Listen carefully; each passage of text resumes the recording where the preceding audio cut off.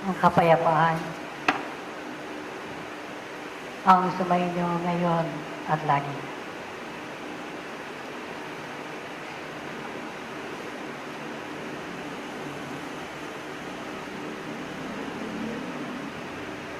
Kay ganda ng umaga.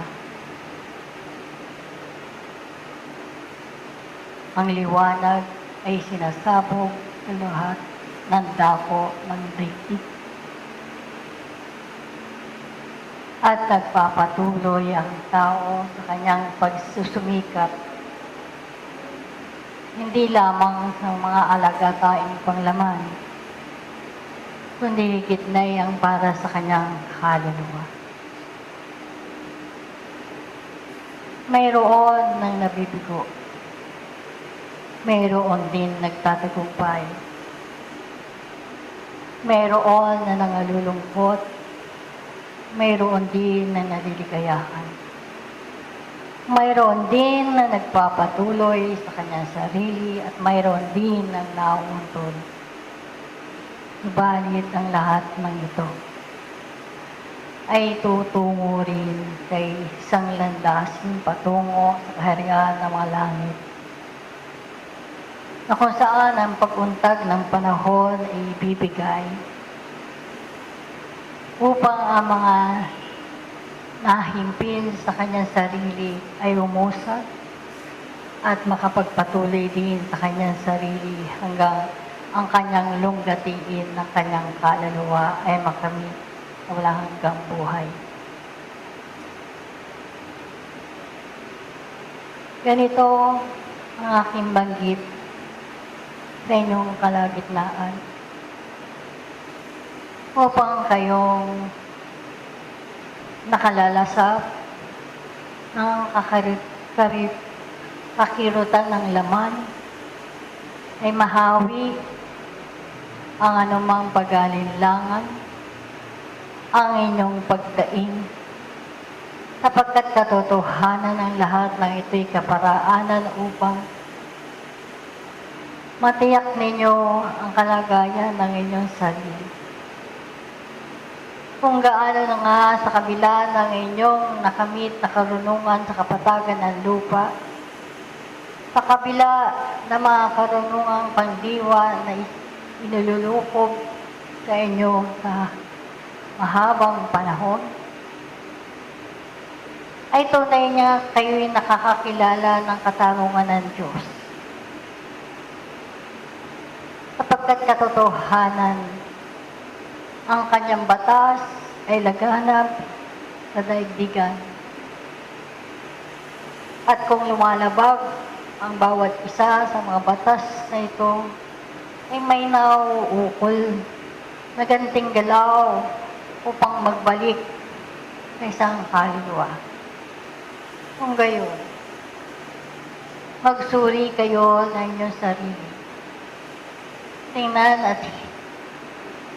at sinuhin ano ang inyong magagawa upang ang inyong kalagayan ay hindi mabigo, kundi kayo ay magpatuloy pa, sapagkat ang panahon ay mahalaga at ginintuan sa kanyang sarili. Ang mga aralin ng buhay nilaganap na inyong tinutuklas hanggang sa kasalukuyang ito. At kung nahihipil nga ang inyong sarili, ay hanapin ninyo ang mga karunungang makapagbibigay ng kalayaan sa inyo upang makilala ninyo ang inyong mga sariling kahinaan.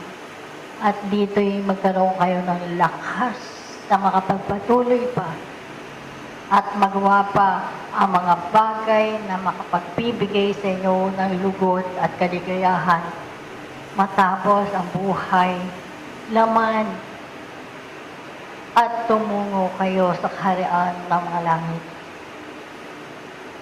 katotohanan, mga iniibig ng mga kaluluwa.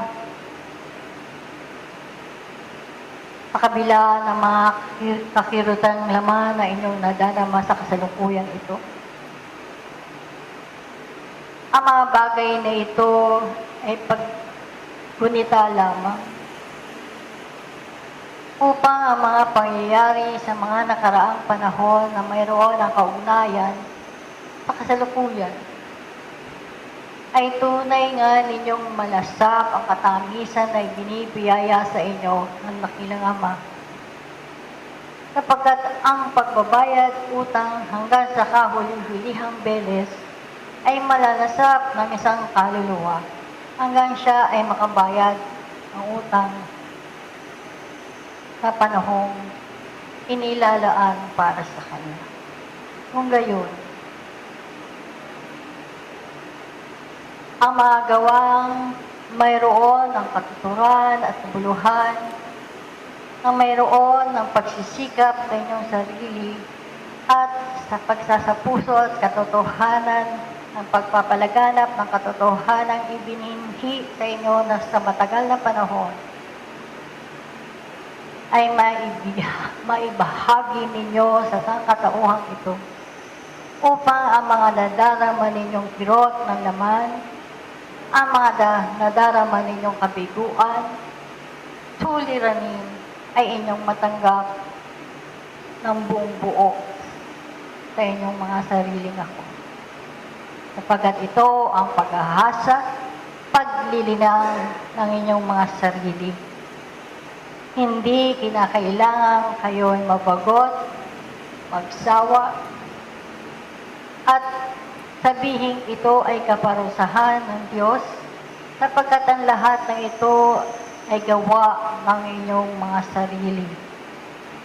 Kundi ang mga bagay na inyong mga nagawa ay mga ganting galaw na bumabalik lamang sa inyo. Kung gayon, mag-aaral kayo at magsisino sa inyong sarili. Magsisikap na alisin ang mga panirang uod na inyong pagkatao at bibigyan ninyo ng panahon na makapaglingkod ng buong katapatan at katotohanan. Ang mga pagnanasang mayroon ng pag-ibig kay buturan ng inyong puso ay nagbibigay ng higit na merito sa inyong mga ako. Kaya nga't ang maliliit na paghakbang, ang maliit o tuldok na pagnanasa at nagagawa ninyo na buhay na iyan ay baunan ng inyong sariling ako.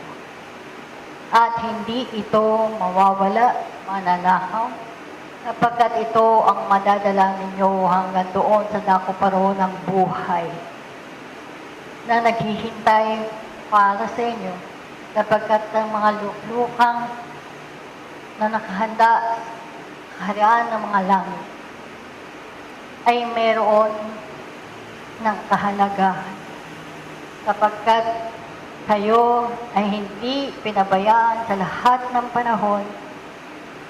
Kayo ay sinubaybayan at kinalinga sa kabila ng mga pagsubok o suliranin ninyo sa buhay na ito. Kaya nga, higit ang inyong pakikipag-ugnayan sa kaitaasan, ang paghingi ng awa at habag, ang paghingi ng kapatawaran sa lahat at bawat isang inyong pinagkasalanan, sa lahat ng uri na inyong magagawa sa kapatagan ng lupang ito, ay kinakailangan mapaghandaan ninyo ang pagsimakapan sa inyong sarili, ang maging bunga nito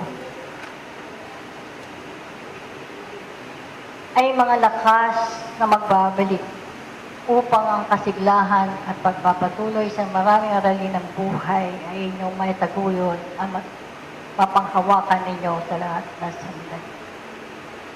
Ito ang maliit kong alay sa mapalad na umagang ito. Samantalahin ninyo ang buhay at lakas ay sumasa inyo upang hanapin ninyo ang higit na mga taong nangangailangan pa ng inyong pagpapala at mahanap ninyo ang tunay na kaligayahan ng inyong sarili, hindi sa mga bagay na nangawawala at nabubulok, kundi ang kayamanan ng kaluluwa na siyang magbabalik patungo sa ating Ama. Ang mga karunungang makalangit, ang mga gawang mayroon ng pag-ibig at paglilingkod sa kanyang kapwa, ang pag-iingat ng inyong sarili sa lahat na sandali upang ito ang mapanghawakan ninyo at maiharap ninyo sa dambana ng ating Panginoon. Magpapatuloy tayo sa ibaba.